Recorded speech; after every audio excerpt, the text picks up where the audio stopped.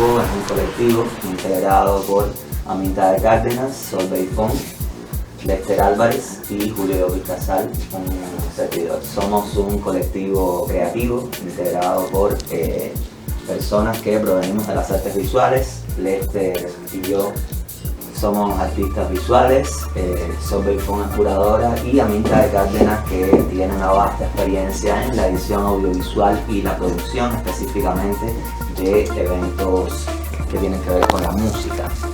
Entonces hemos decidido crear este evento que se llama Lecturas al Fin. Básicamente lo que haremos será en las distintas ediciones, esta es la primera, abordar desde el concepto, el enfoque de la lectura, la literatura y las artes visuales. Producimos estas especies de fanzines, plaquettes que pueden ver, como este que dice Ni Pena Ni Miedo, que es el nombre de este primer evento. Ni Pena Ni Miedo va a ser llevado a cabo por Raquel Cruz Crespo, curadora, investigadora asentada en Montreal, y Ahmed Aroche, arquitecto de formación, artista visual también asentado en Montreal. Creo que sin mucho más que decir, agradecerles de nuevo y esta es la primera entrega de Lecturas al Fin. El tema que queremos abordar es un poco el de la labor artística y es un tema que nosotros conversamos mucho también en Montreal, es un tema del que se habla mucho porque en Montreal hay una ciudadanía diaspórica elevadísima también. Cuando hablamos un poco de la labor artística se llama la zona de opacidad, una zona extremadamente opaca. ¿Qué quiere decir ser artista? Y sobre todo, ¿qué quiere decir ser artista si uno tiene en cuenta que los artistas tienen como la necesidad de gestionar ellos mismos su carrera y de obtener continuamente, de gestionarse continuamente ocasiones de trabajo remunerado?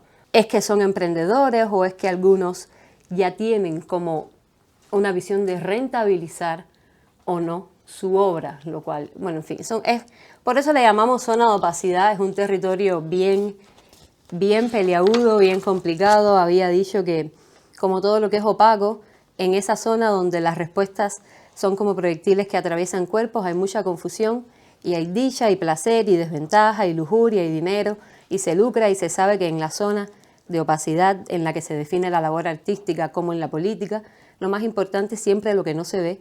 Y claro, hay enojo y hay agravio y hay pena y hay miedo.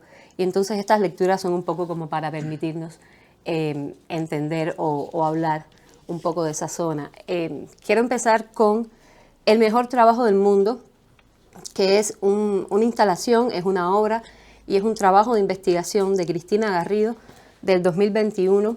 Ella quiere precisamente que el proyecto aborde la cuestión que suele invisibilizarse cuando se habla de artes y de artistas, que es del trabajo.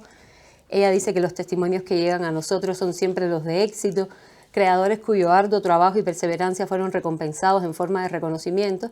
Sin embargo, se habla muy poco de la oculta realidad de quienes se ven obligados a abandonar ese deseo para cubrir necesidades más mundanas, cuidar a otros, como fruto del desencanto, etc.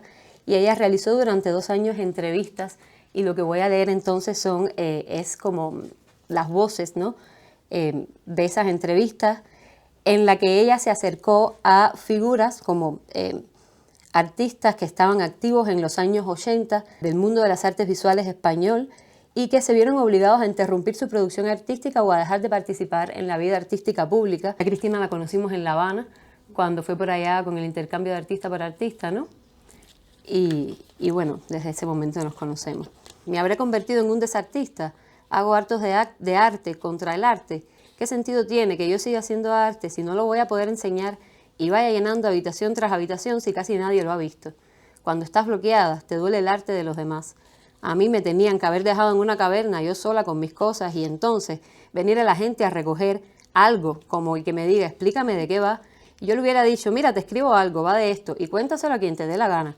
En la historia del arte solo están los personajes que con mucha rapidez y facilidad puedes trazarle un recorrido coherente, cuando un ser normal es incoherente. Evidentemente, el personaje de referencia es Marcel Duchamp. El arte, ¿qué es? Pues lo que hacen los artistas. ¿Y los artistas por qué son artistas? Pues porque hacen arte. No, el arte no tiene que ver ni con el mercado del arte, ni con hacer objetos o pintura. Arte es otra cosa para mí. Yo creo que todo artista crea para que le quieran. Estoy aquí, mírame, quiéreme a través de lo que hago. Era muy duro. Era muy duro hacer esa obra porque lo que yo intentaba hacer era un destilado muy puro de las cosas y además estaba buceando en temas muy oscuros.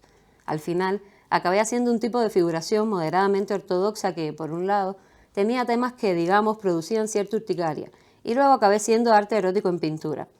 Yo siempre he pensado que lo más importante, y todo mi trabajo ha ido en torno a esto, es autorreconocerse como inútil y canalla, y entonces ahí poner en cuestión el elemento de productividad. Si alguna posibilidad hay de hacer algo, de inocular algún elemento crítico, es precisamente autodefiniéndose como un inútil. Mi abuelo era escultor, mi padre era escultor y yo soy escultor. Quería estudiar medicina y bueno, no saqué nota suficiente en selectividad y como también me gustaba pintar y hacía cosas en casa, se me ocurrió hacer bellas artes. No era nada vocacional.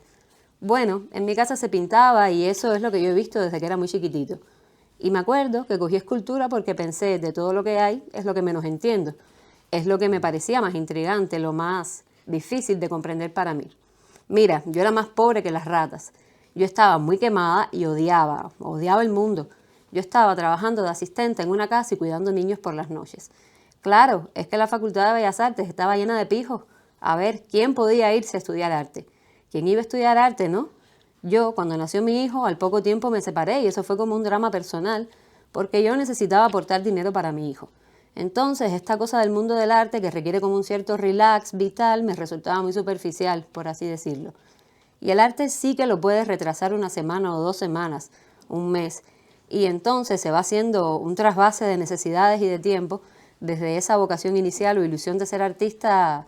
Bueno, en mi vida día a día voy reconociendo cada vez más que no es ser artista, sino ser profesor, ser padre de familia. Pisamos desde los tugurios de los bares más oscuros hasta los centros de arte más renombrados. No, sí, ya yo había rozado el firmamento, de ahí a la gloria, la verdad que sí, pero ya yo estaba herida de muerte en ese momento, realmente estaba muy mal. Yo vivía de esto, trabajé con galerías, expuse varios años seguidos en Arco, en el extranjero, tararí, tarará, me pagaban una mensualidad al mes y luego el hombre se cobraba lo suyo con las ventas. Cuando empecé a intentar entrar en el mundo del arte, de repente, esa entrada parecía más fácil de lo que yo había imaginado, pues la muestra de arte joven, la sala de recursos, pero llegó un momento que dices, bueno, ahora tienes que ir a una galería. Dije, lo siento, yo me tengo que comprar una casa, hasta luego. Realmente, detrás de todo esto hay un drama dolorosísimo. Yo sé ahora mismo el dolor que supone renunciar a tu propia vida creativa. Es un dolor de muerte, o sea, es el dolor de la muerte que es equiparable a la muerte de un sueño. Es la muerte de un proyecto de vida. O sea, me morí como persona porque de repente yo dije, ¿y ahora qué hago? Es que era mi profesión. No podía tampoco volver a casa de mis padres ni nada porque ¿cómo iba a pedirles ayuda? Y aquí en Madrid lo que había era la transvanguardia italiana. Eran nuestros modelos, ¿no? Con Barceló y la idea de genio. Y también una idea falsa, pero promovida por el entorno económico del momento, del artista como enlace entre distintas clases sociales. Eran los años gloriosos de la pintura expresionista. Tú has citado a la transvanguardia, pero la exposición que se hizo de Origen y Visión, eso fue el libro de texto de cuarto de pintura, los nuevos expresionistas alemanes. Hubo momento otra vez de un ultrafetichismo, a nuestro entender retrógrado, donde se volvían a crear genios, se volvían a colgar cuadros. Fue revulsivo para decir, oye, pero coño, si había todo un discurso potente que nació con las vanguardias, si parece que ya el artista había estado en una situación crítica donde se le cuestionaba 100% su estatus, ¿no? Entonces salimos a la calle a volver a defender un espacio canalla. Estaba de moda que cuanto más joven, mejor. Pero sí, era un ambiente como de posibilidad. En el momento en que yo estudiaba, coincidimos en Madrid gente de Canarias, gallegos, de Sevilla. En aquel momento había una sensación de euforia, ¿no? De que los artistas españoles somos importantes y se nos espera fuera de España, que es una sensación que poco a poco se fue rompiendo en los años sucesivos. Porque en el momento que llega Arco, que Arco de forma absolutamente anormal es uno de los fenómenos centrales del arte contemporáneo en España, cada año una nueva. Las dinámicas de la creación se vieron sustituidas por las dinámicas del mercado. Tú no puedes comparar a Gordillo con Nike, porque Gordillo es un creador y Nike vende zapatillas. Al mercado le encanta hacer ranking de nombres de artistas y poner que si Pepito Grillo, que si tal. No sé en qué año, no sé si fue en el 90. Hubo como una crisis de esas que ocurren de vez en cuando y la gente empezó a dejar de comprar. Cuando empiezas a sentir así un pequeño olor de ordenador, la pintura pasa completamente a un segundo plano, las galerías más poderosas en aquel momento tenían unas propuestas que empezaban a ser muy de objeto y poco lienzo. Claro, cuando esto se empieza a ir por cuestiones estrictamente económicas, quedan galerías que no tienen pintura. De hecho, los años 80 políticamente e intelectualmente en España son un poco ingenuos, ¿no? Incluida la movida madrileña, un refrito de muchas cosas. Es como si fueran modernos de pueblo. Tierno Galván, Alaska y Almodóvar se inventaron una milonga. Bueno, es que en Madrid está la movida, pero qué movida. Al acabar la carrera hice el Instituto de Estética y ahí fue donde nos reventaron la cabeza con todo el estructuralismo francés. Deleuze, Derrida, Deleuze, Paul Virilio, la gente de Bellas Artes que nos acercamos a la filosofía en los años 90, pues de repente hacías así, te metían una cuña, te abrían el cerebro y decías, bueno, pues entonces ¿y ahora qué hago? Doy la vuelta y empiezo a hacer filosofía, pero tampoco le veía sentido porque llega un momento que tu disciplina es otra. Joseph Beuys, me gustaba porque él exploró la faceta del arte como el exudado, como los restos de las intervenciones que hace el chamán, el artista chamán en la realidad, en la sociedad. Según el concepto de artista que tengas, si te consideras como un constructor a la manera de Beuys, un constructor social igual que el resto de los trabajadores, el papel que tiene el arte dentro de la construcción social a través de la pedagogía es fundamental. Pero ahora viene un chico de estos y dice, ¿pero esta mierda qué es? ¿Cómo guardan cera aquí? Y de golpe tú dices, hostia, y yo le digo, no, cuidado, que esa cera es de Joseph Beuys. Pues ponte en el suelo ahora y pide perdón. Isidoro Valcárcel Medina, por ejemplo, fue una figura que yo creo muy importante para nosotros en Madrid, ¿no? Como tiene esa actitud así tan estricta, pues era un personaje muy fascinante. Se lo monta muy bien Isidoro y él es capaz de producir sin presupuesto. Pero bueno, creo que conocemos sus productores sin presupuestos por ahí también. Pero bueno, hay otro tipo de obra, lo que tú no puedes estar es esperando a que te paguen 6 meses y peleando por cobrar. Me sentí bien tratado por las galerías y si no me fue bien en el mundo del arte, fue quizás porque no tuve la repercusión que me hubiera gustado tener. Yo no sabía estar tranquila, de muchos sitios salía insultando a la gente. A mi galerista le insulté como a nadie, al otro también. Es que es hipocresía, esa forma como civilina de manipularte. En mi trabajo ya yo tenía que decir, si buena, que si me pagaran, entonces no me interesaba que el mundo del arte viniera a decirme qué tengo que hacer. Los artistas teníamos como muchas ambigüedades, es decir, por un lado hablábamos siempre de nuestra precariedad, pero nos da miedo reconocer que tenemos que ganar dinero. Criticamos a los que ganan dinero, pero luego decimos que estamos en una situación precaria. Y con perspectiva, ya y a mi edad dices, qué ingenuidad, por favor, qué mentira, ¿no? El mundo del arte como si fuera una posibilidad de desarrollar la vida a la medida de tus facultades, ¿no? Yo creo que esa fantasía la tiene todo el mundo que quiere ser artista, el poder ganarse la vida con ello, pero la tiene sin creérselo del todo. Yo creo que en la facultad, desde luego, se daba por descontado que la mayor parte de la gente que estábamos allí no seríamos artistas y no conseguiríamos vivir de ello, ¿no? Lo que va escupiendo el mar de la creatividad, lo que va quedando en las orillas, son obras, son personas, situaciones que no son visibles, únicamente si paseas por esa orilla. Y en ese momento, como nadie de nosotros pretendía estar ni en los rincones de la historia del arte, ni pensábamos ganarnos la vida con nada parecido al arte, eso nos permitía entrar y salir con la libertad del inútil. El asunto de ser pintor o de ser artista como que se mezcla también con la biografía propia. Ser aceptado o no ser aceptado por el mercado parece que implica que se te quiera a ti o no personalmente. Los hombres tienen que cambiar su pelea por otra. Tienen que seguir matando a un mamut. Si no es a través del arte, me voy a meter abogado. Y las mujeres, lo que creo yo que hacen en su mayoría es que cambian el objetivo. Su creatividad la transforman en realizarse a través de los demás. Pero al final, ¿sabes qué pasa? Que yo también me di cuenta de que el mundo del arte, en definitiva, es un juego de poder. Y tú ahí no eres más que un peón. Si te vas a meter en el mundillo del poder, tienes que estar dispuesta a jugar en ese mundo. Y creo que la gente que salga indemne de eso, que puede que la haya, o sea, igual que habrá artistas que Hollywood seguramente que no hayan sido depredadas por Harvey Weinstein. Pero lo cierto es que en un mundo de mi generación, y ya está, ya nadie te llama y tampoco lo echo de menos. Yo nunca he tenido el favor de nadie, todo lo contrario, todo lo que he hecho me ha puesto trabas entre las piernas siempre. Yo estaba desprotegida de figuras de poder, digamos, yo no tenía una familia que me animara, estaba sola. Mis padres, por ejemplo, tenían una opinión de mí que cuando me veían se cambiaban de acera. A nosotros realmente no nos valoraron nunca, nadie apostaba nada. Por tanto, eso es lo bueno, eso te permite que nunca digan, oye, no ibas para arriba y de golpe... Pues una disolución tan lenta, yo no sé cuándo se diluyó. Empezaron a llamarnos menos, supongo, y ya estaba a 1000 historias y ya está. No marcha por sí sola, no hay inercia, no hay una fluidez, no hay una cosa de después de una cosa te sale otra.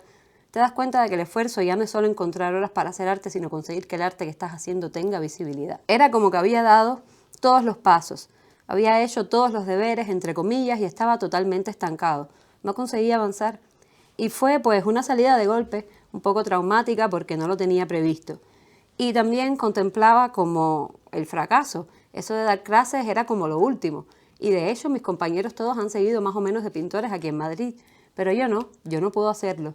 Ya no podía más, no soportaba más esto, me estoy consumiendo aquí. Yo estoy poniendo todo y más, pero sin embargo no consigo salir adelante. Y además, es que ya te digo, yo vivía en unas condiciones horrorosas. Ni siquiera tuve que darme a mí mismo un ultimátum. O sea, lo dejé porque dije, es que si sigo me voy a morir literalmente. Cuando te quieres dar cuenta dices, wow, estoy fuera del sistema. Pero siempre estaba el y si detrás, y si algún día, de modo que hoy es el día en que ahora vivo en una casa muy grande y vivo sola, que todavía tengo un taller, y es una cosa dolorosísima porque es como si nunca me hubiera despedido de la posibilidad de crear. De hecho, muchas veces pienso en volver al arte, a veces, pero luego siempre digo, no seas ingenuo, ¿cómo vas a volver al arte tú? Te va a volver a pasar lo mismo. Y tuve como un impulso de poner otra vez la maquinaria en marcha y de volver otra vez a generar obra artística dentro del mundo artístico. Pero al mes me di cuenta de que no, y que no podía afrontar las cosas desde otro punto de vista, como más sano, menos pensado, más espontáneo, menos necesitando una estructura tan pesada de validaciones, de comisarios, de becas, de no sé. Es que como que me da tanta pereza todo esto. Y si llega alguien desconocido, pues es difícil que salga ese tema porque casi nadie te pregunta, ¿tú eres artista? ¿O has dejado de ser artista? No te lo pregunta nadie. Mi familia tampoco, no es un tema de conversación. Es muy difícil dejar de jugar a hacer algo, incluso cuando ya sabes que nadie lo espera. Yo pensaba, es que yo he dibujado toda mi vida, es que no sé cómo voy a desvincularme de esto. Y entonces, poco a poco, en aquel proceso me di cuenta de que podía seguir jugando a dibujar. Y de repente, cuando dejas de tener plazos, vuelves a la infancia. Dibujas por el gusto de dibujar. Bueno, no tengo plazos. Lo único que ha variado de lo que pasó en estos años es el foco, la luz. La luz te da a ti y entonces tú eres el artista. La luz se gira y sigues haciendo performance, por decir algo. Sigues siendo artista, pero no estás en el mercado. Es que yo creo que no paras. ¿Es una enfermedad o es una manera de vivir? Estoy como muy contento y que no ha sido una cosa que haya decidido de la noche a la mañana. Es decir, es una cosa que ha ido pasando de manera como muy transicional. Entonces a mí ya me da lo mismo hacer arte o no hacer arte, ni de que otros lo consideren como arte. Las tengo guardadas y muchas perdidas, como maltratadas o abandonadas. Muchos desaparecidos o están destruidos, algunos sí, algunos conservo. Yo mi obra no sé prácticamente dónde está. Ahora me ha llamado una persona que tenía un cuadro mío que no tenía ni idea de quién era. Y he cotejado y he llegado a la conclusión de que es una persona que se ha separado porque está vendido a tal persona y tú eres tal persona, luego te has separado. Yo sigo haciendo performance. Lo que pasa es que no estoy dentro del MACBA, estoy en un súper. Te das cuenta que tú puedes seguir haciendo performance sin tener que estar en estos espacios y, por tanto, sin tener que estar luchando con la historia del arte. No quiero dar a entender que todo era que ellos eran muy malos y en cambio yo era muy buena, y entonces me trataron muy mal. Yo veo en la distancia que otro seguramente lo hubiera manejado mejor haciendo la misma obra. Y luego, ya te soy franco, ahora cobro un sueldo del Estado y no estoy para tonterías. Y ahora hago lo que me da la realísima gana y soy tremendamente feliz. Para mí fue una experiencia muy dolorosa el trabajo con galerías. Al final, pues, a través de la meditación, pude calmar ese dolor y también llegar a bastante autoconocimiento para saber cómo intentar curarlo y conocerlo, porque la curación es a través del conocimiento de la herida. De mi paso por el mundo del arte o de mi intentar ser artista, me he quedado todo lo bueno. Y sigo teniendo, aunque apenas les veo porque estoy muy lejos de mis amigos de Madrid, contacto con aquella gente. Y les leo cuando sale una crítica suya, incluso más ilusión porque algunos alumnos míos les citan, que se te hace una luz dentro, ¿no? Dice, joder, qué bonito, es un amigo mío. Y es la leche eso.